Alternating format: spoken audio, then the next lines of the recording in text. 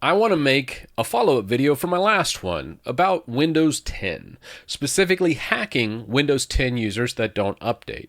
I alluded to that in the past saying, hey, you need to run your security updates. I've been a sysadmin for 25 years. People have paid me countless dollars to update systems and patch networks and those types of things. So initially, I wanted to make a video just using Metasploit and hacking an old Windows 10 version. I actually pulled one up here and actually did this on a live stream, if you want to check it out, where we installed 1607, didn't run any updates, and we were just like, hey, this was the peak of Windows 10. Oh man, I missed the old lifestyle. Actually, there's some nostalgia going off when I was using this old version of Windows. I still think Windows 10 is kind of crap, but it is better crap than Windows 11, so I get why people use Windows 10. But however, I found something in that video where, in the producing of this one, where we went through that live stream, we spent 2 hours using Metasploit, going through all the different attack vectors and all this other stuff, and I just could not hack into my 1607 instance. And what I found was, well, it's not just the operating system. And I already kind of knew this, but it didn't dawn on me until I know that it's a vulnerable system and I know it hadn't run its updates. So I should be able to just hack into it, right? Well, no, not really, because, well, the sysadmin in me, I don't just use like a crappy residential AT&T router here. I use a really nice business grade router with deep packet inspection. I have many things running, so if something does make it on my network, I know about it, and it'll block those threats. And that means port scanners, that means Metasploit instances, even things that you know exactly the target you're going for and you know the exploit. Because we were going to use DoublePulsar for 1607, which uses the EternalBlue hack that should exploit this old version of Windows 10. But alas, we're hitting here. I even disabled the firewall just to see what would happen. And even with this system wide open, ripe for the taking, having an updated network essentially protected me. Which I thought, it's something that I probably should have foresawn, but it was kind of surprising at the same time. Also, the use of Metasploit, I think I'm smarter than your average bear. And even though I had never really used it out in the wild, I kind of understood how it works. And I thought, hey, if I just get in here, I plug in all the information from this to the next, with the exploit itself targeted right here, I show options, then I just set the options. And once those options are set, I can hit check, and then it would send the ping for DoublePulsar, and then it would technically say this is vulnerable, and then the exploit would go. But as you see here, it'll just keep failing. And I'm sure there's more things I haven't done here, but the illustration that I wanted to show was so easy a script kiddie can do it. And I thought these commands were pretty basic, and Metasploit's fairly simple to use once you understand the basic syntax. But I really went through, and the findings of it were, it's not really that easy to hack. It's really not that easy to use. And there's a lot more that goes into exploiting Windows 10 users. Now, this is not to give you carte blanche of just, hey, I'm never going to update Windows. But I at least wanted to make a video saying, I'm sorry, Windows 10 users. Saying, you know what? Exploiting these are technically pretty difficult. And even when you know the exploit, you know the target, all that, it's still kind of difficult to get these exploits to function, especially if it's on a secure network. Even when you do a test network and all that, it's still pretty difficult.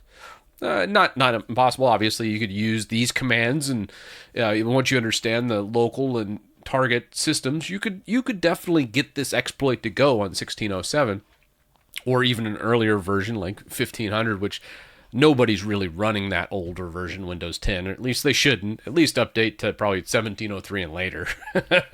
But I at least wanted to kind of say this video, hey, it's not necessarily that we don't have to worry about these exploits, but I think the bigger worry here, and one thing a comment said to me, and I thought about it, and I think I was overly critical in my past video where I said, hey, these exploits are here, update or not. Windows 10 is end of life, and things are just not going to work, and you're going to need these security updates. Otherwise, you're going to be very vulnerable.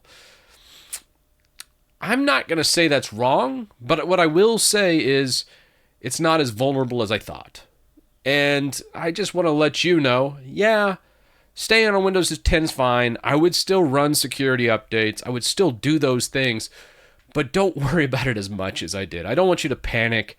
And if you stay on Windows 10, you can still get a 1 year free security updates for that bit. If you really like Windows 10, or you're just like, hey, I have my legacy apps, I'm not using any subscription models or apps that change very much, I just want my old school setup, that's fine. Just install LTSC. You're going to be good for 2032 if you're not using any kind of SaaS model or software that updates like Microsoft Office. Or if you just want to use a old version of Office, that would be fine on these older versions of Windows 10. Just put it on a secure network. That will help, because if the attacker can't hit these vulnerable systems, they can't hack you. And if your network's really secure, it's going to be a hell of a time actually using these hacks. So it's really kind of important to take things with a grain of salt. It's not black and white as many people make it on the internet, and I'm sorry if I perpetrated that or I scared people from Windows 10. That was not my intent, and I understand Windows 10 is end of life. It will stop receiving updates sometime in the near future, and a lot of software as a service or subscription model software will probably stop working on Windows 10 in the next couple years. But there's still a use case of using like a long-term servicing channel, Windows 10, with legacy software for many, many years to come. And I understand if that's you. If you have your old game that you like to play and you don't download a bunch of crap on the internet and you want to stay on an old legacy version of Windows 10, you should be fine for now. But I would strongly encourage, if you don't like Windows 11, check out Linux. I absolutely adore Linux. I switched from Windows 10 to Linux back in 2018, and I have thoroughly enjoyed the experience when it wasn't making me completely crazy. But I really do love Linux, and I think it is something worth exploring if you are really interested in the computer and using your computer well into the future. Windows 10 for now is fine, but please look at Linux. It's something that I think you will not regret. I know you won't regret it. It's just something that it takes a long time to wrap your head around, and you have to use your computer a little differently than what you're used to now. You can't use it like Windows per se. You have to kind of learn some new stuff. And that's where I kind of want to leave this video. Sorry, Windows 10 users. Didn't mean to cause alarm, and I wanted to soften my stance a little bit, especially after looking at Metasploit, using it, putting it in a test environment, kind of going back and forth, what hacks, what doesn't, what exploits, and even like an older system to exploit. It's a lot more difficult than you anticipate, and it was a lot more difficult than I anticipated because, well, frankly, I've been paid for 25 plus years to patch systems and make sure they're up to date so these types of exploits can't be used. But when I look back at my career, I realized always the problem, every single exploit or bad thing that happened in that environment, from someone getting taken advantage of, a hack, or whatever it might have been, every single time the problem existed between the chair and the keyboard.